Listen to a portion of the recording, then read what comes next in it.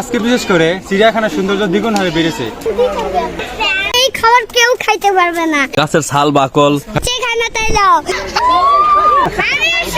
গরুর মাংস দিয়ে রান্না করে খায়, হাঁসের মাংস দিয়ে খুব টেস্টফুল। আমরা এখন চিড়িয়াখানার শেষ প্রান্তে।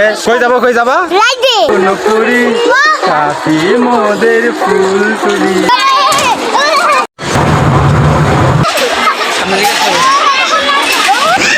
ঠাকুর মাছ নামে সেটা হচ্ছে হোয়াইট ক্যাটফিশ। মায়া লাগে। এতক্ষণ ধরে ভিডিও করতে করতে আমার মাথা পাক হয়ে গেল মাগো।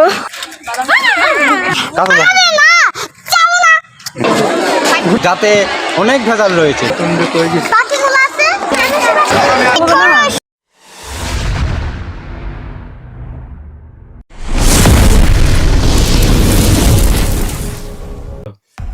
ভাইয়া আজকে তুমি আমাকে চিড়িয়াখানাতে নিয়ে যাবে না? হ্যাঁ, তোমাকে চিড়িয়াখানা তো নিয়ে যাবো, তুমি কাল থেকে লাগছো। হেই গাইস, আসসালামু আলাইকুম, দিস মি রাজেশ চৌধুরী।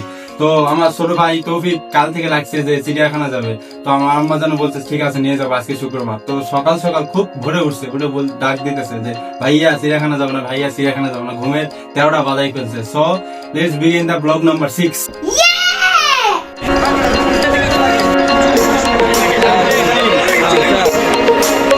আমরা চলে আসলাম চিড়িয়াখানাতে। তৌফিক কেমন লাগতেছে? হ্যাঁ ভালো। এখন আমরা যাবো না? হ্যাঁ। আসো।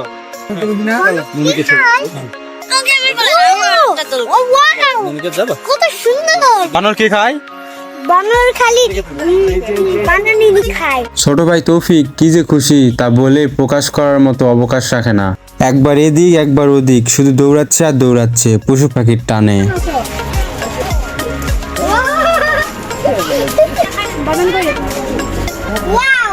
চিড়িয়াখানার হরিণ দেখতে ঠিক বাড়ির গবাদি পশুর মতো লাগতেছে, যার জন্য হরিণগুলোকে সবাই মন ভরে ঘাস খাওয়াচ্ছে।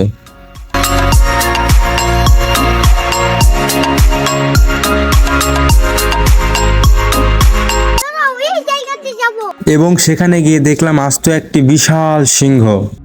আর চিড়িয়াখানার মাঝখানে যখন পানির অনেকগুলো বিন্দু দেখি তখন অনেক সুন্দর লাগে। চিড়িয়াখানার ইতিহাস অনেক প্রাচীন, আর আজকে বিশেষ করে চিড়িয়াখানার সৌন্দর্য দ্বিগুণ হারে বেড়েছে। আর এই সৌন্দর্য বাড়ার একটি মাত্র কারণ আজকে 15 আগস্ট শুক্রবার ছুটির দিন। তো সকল শ্রেণী পেশার লোকজন এই বন্য প্রাণীদের মায়ার টানে ছুটে এসেছে। দেখতে খুবই সুন্দর লাগতেছে। কি এটা? এমন একটা প্রাণী যার মলমূত্র গায়ে লাগলেও নাপাক হয় না, আর আল্লাহর রহমত।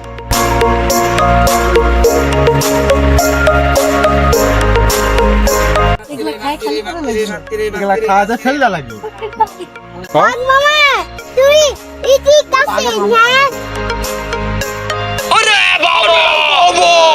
তৌফিক যেভাবে হাঁটতেছে তার কাছে আমি ফেল। ম্যারাথনে জয়েন করানো দরকার তারে। তুমি কি দেখলা? লাশের ফাইবার শপ। কি ভাইপার সব? লাশের ফাইবার শপ। হ্যাঁ। এইদিকে দুই বান্দা হাঁটতে হাঁটতে অজ্ঞান হবার মতো অবস্থা।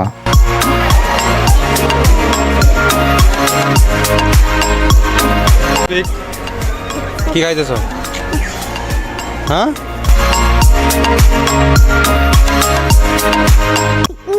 এই খাবারগুলো আছে, এই খাবার কেউ খাইতে পারবে না। কেন? এটা আসলে অনেক টক আছে। হ্যাঁ, তো কেউ খায় না। এই ঝাল নাগে, ঝাল পাইসি। হ্যাঁ, পাইসি নাগে। তোমার দাঁত কই? হ্যালো, কই গেছিলেন? মরণের পানি লিবা। এর আগেও আম্মাজান এই স্পাইসি চাটনি খাইতে পারেনি, এই জন্য খালুকে ট্রান্সফার করলো। হ্যালো, কেমন লাগতেছে? সেই স্বাদ, জব্বর মজা।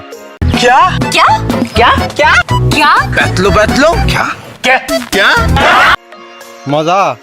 জব্বর মজা। কি দিয়ে তৈরি এটা?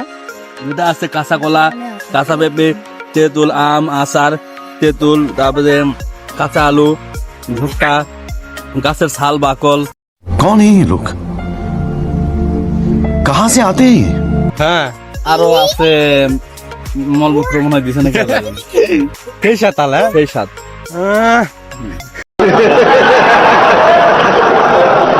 ঘুরতে ঘুরতে হাঁপাই গেছি। এখন বাজে দুপুর 2টা। তো দুপুরে লাঞ্চ শেষ করলাম, এখন একটু রিল্যাক্স করতেছি। আর একটু পর আমরা বের হবো, পুরা চিড়িয়াখানা ঘোরা শেষ করবো। দেখা যাক কত দূর পর্যন্ত ঘুরতে পারি। তবে কি হচ্ছে কি হচ্ছে কি হচ্ছে রা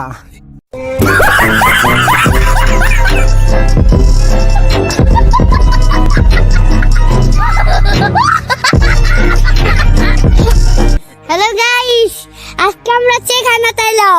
চিড়িয়াখানাতে একটা মুরুগ, হ্যাঁ মুরুগ গুলো আছে। এখন আমরা মুরুগটাকে দেখবো, চল। তবে জলবস্তি জলবস্তি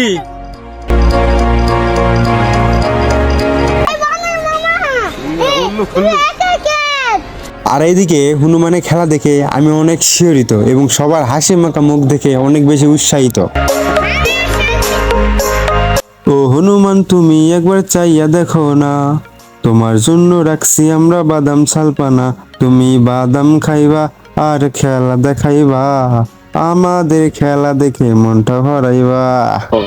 তুমি জানো না আমি ইচ্ছা করলে তোমার চুলকানির মলম লাগাই কাছরা তুই চাল, এটা হচ্ছে গরুর মাংস দিয়ে রান্না করে খায়, হাঁসের মাংস দিয়ে, খুব টেস্টফুল একটা এবং অনেক দামি জিনিস একটা, খুলনার বিখ্যাত একটা মশলা। ও কত সুন্দর জায়গা, রাস্তাতে হাঁটতে খুব ভালো লাগতেছে, তাই না? ঘুমা বাড়ার বাপ।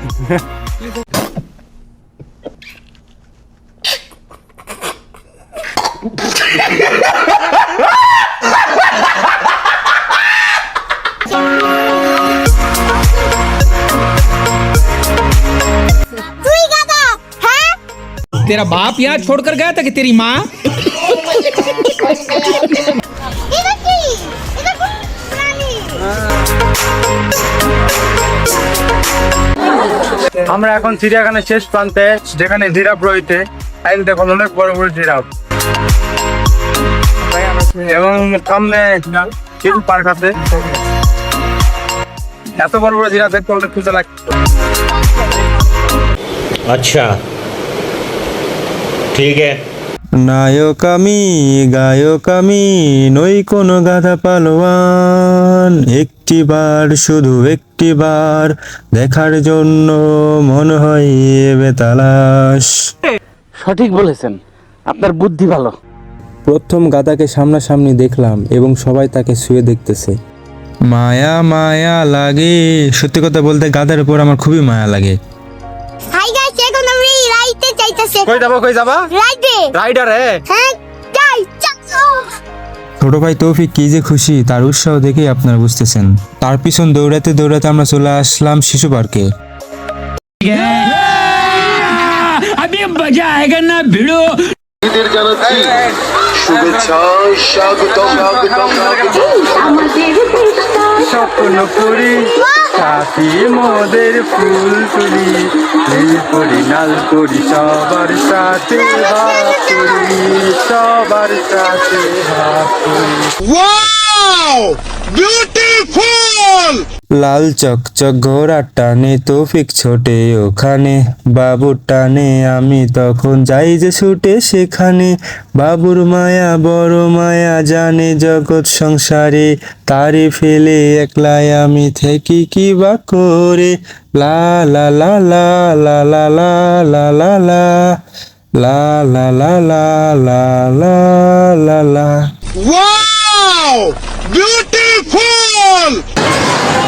তারপর আমরা ট্রেনে উঠলাম এবং শিশু পার্কের ট্রেনের ভাড়া ছিল 40 টাকা এবং এই ট্রেনটি দেখতে অনেক দৃষ্টিনন্দন ছিল, যা মন প্রাণ সব জুড়িয়ে দিচ্ছিল। পরিবেশ প্রকৃতি সব সুন্দর ছিল।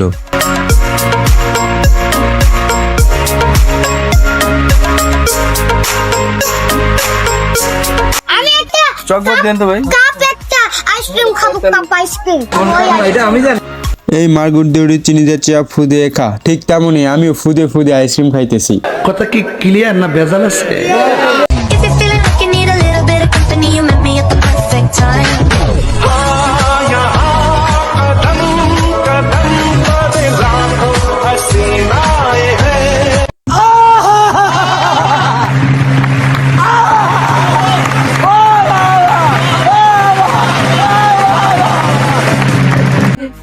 এখন প্রাণী জাদুঘরে যাব আমরা। এই জন্য আমরা আমাদের টিকিট কাটতে গেছি, আমরা দাঁড়ায় আছি। টিকিট কাটা হলে আমরা প্রাণী জাদুঘর দেখাও, প্রাণী জাদুঘরে যাবো, দেখি জাদুঘরে কি আছে। অনেক তো ঘুরলাম, সামনাসামনি প্রাণী দেখলাম এবং জাদুঘরে কি আছে এটা দেখা দিচ্ছে। চলুন।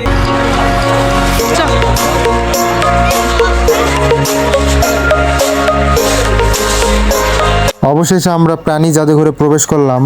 জাদুঘরে এত এত সাজানো প্রাণী, এগুলো সব মৃত। বিশ্বাস না হলেও সত্যি এগুলো সংরক্ষিত মৃত প্রাণী।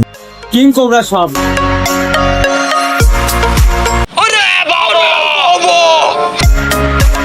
ঘড়িয়ালের চামড়া, ঘড়িয়ালের চামড়া। সত্যি কথা বলতে এগুলো দেখে আমার খুবই খারাপ লাগতেছে।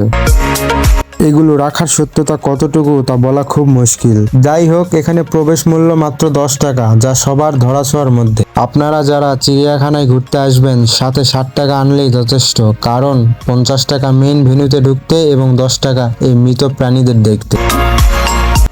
এতক্ষণ যেগুলো প্রাণী দেখলাম সবই মৃত ছিল, তো দেখে মনে হচ্ছে যে জ্যান্ত, কিন্তু আসলে এগুলো জ্যান্ত না, সবই মৃত।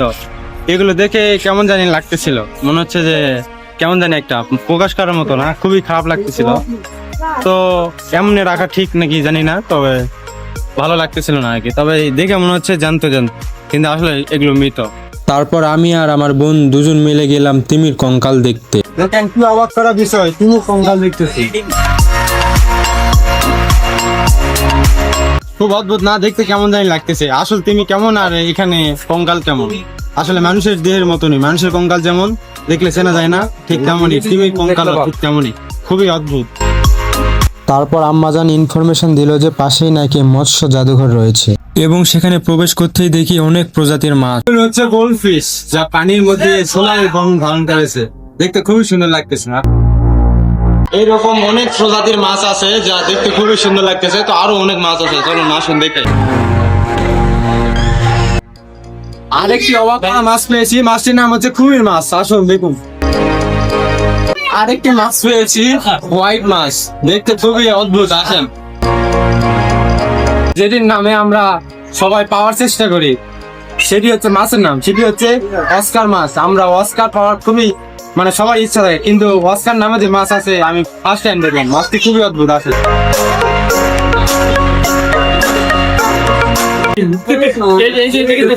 এবারে আমরা হোয়াইট মাগুর মাছ পেয়েছি, যাকে বলে হচ্ছে ক্যাটফিশ। আসেন দেখুন, অদ্ভুত না? মাগুর মাছ আমরা যেটা জানি হচ্ছে মাগুর মাছ নামে, সেটা হচ্ছে হোয়াইট ক্যাটফিশ। জীবনে যে মাছগুলো দেখিনি, আর জীবনে যা যা সামনাসামনি যেগুলো মাছ দেখিনি সেগুলো দেখলাম। খুবই অদ্ভুত অদ্ভুত মাছ, দেখে মনে হচ্ছে যে সমুদ্রতে ডাইরেক্ট তুলে আনছে এরকম। তো খুবই অদ্ভুত, দেখে ভালো লাগলো। তো ফার্স্ট টাইম দেখলাম, অভিজ্ঞতা খুবই উলালালা অভিজ্ঞতা। তো সামনে আরো দেখবো, আসুন। अच्छा ठीक है। মায়া মায়া জাগে ভাসালে আমাকে, তুমি যে আবেগে, ঠিক তেমনই এখন দেখুন মায়া হরিণ। সবাই তো মায়া লাগায়, কিন্তু মায়া হরিণ কারো মায়া লাগাইতে পারলো না, খুবই নিরীহ।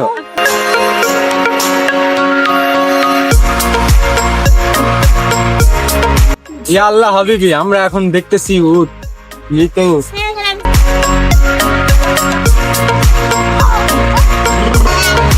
শুনতে আমার বোন সব ভিডিও করতেছিল, তো দেখি তার অনুভূতি কেমন, জিজ্ঞেস করি। মিশু, তোর অনুভূতি কেমন? এতক্ষণ ধরে ভিডিও করলি। এতক্ষণ ধরে ভিডিও করতে করতে আমার মাথা পাক হয়ে গেল মাগো। নিঃসন্দেহে তুই ঠিক কথা বলেছিস। তাই নাকি মাগো?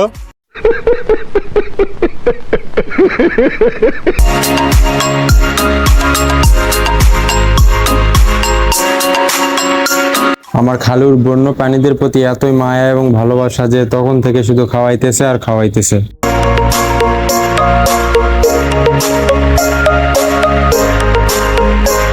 এবং তারপর তৌফিক আর আমি ছোটাছুটি করতেছি বাঘ এবং ভাল্লুক দেখার জন্য। রয়েছে রয়্যাল বেঙ্গল টাইগার, আর অন্যদিকে আফ্রিকা হচ্ছে সাদা সিংহ, যা দূর থেকে ক্যামেরায় দেখা যাবে না, কিন্তু আমরা দেখতেছি। দেখানো তেমন ভাবে সম্ভব না, তো যা দেখা যায় তাই দেখাবো। আসেন।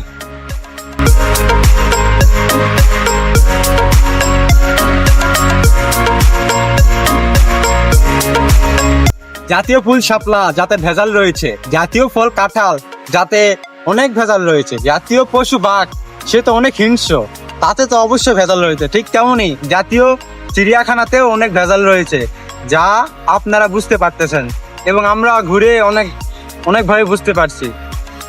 এটাই বাস্তব। যারা এখানে গিয়ে হারিয়ে যাবেন তারা অবশ্যই ম্যাপটি দেখবেন। চিড়িয়াখানার আয়তন প্রায় 183.63 একর, যা অনেক বড়। আমরা সকাল থেকে হাঁটতেছি, মাত্র শেষ হলো হাঁটা, এখন যাইতে রফিক আসো। আমরা তো আরে যাই নাই, হ্যাঁ আরে একটা পাখিগুলো আছে। আমরা হাঁটতে হাঁটতে ঠিক আমরা আসছিলাম সকাল 10টার দিক, তো তখন থেকে ঘুরতেছি। এখন বাজে প্রায় 5টার মতো, 5:05 বাজে। তো প্রায় 7 ঘন্টার মতো ঘুরতেছি। অবশেষে আমরা বের হয়ে যাব।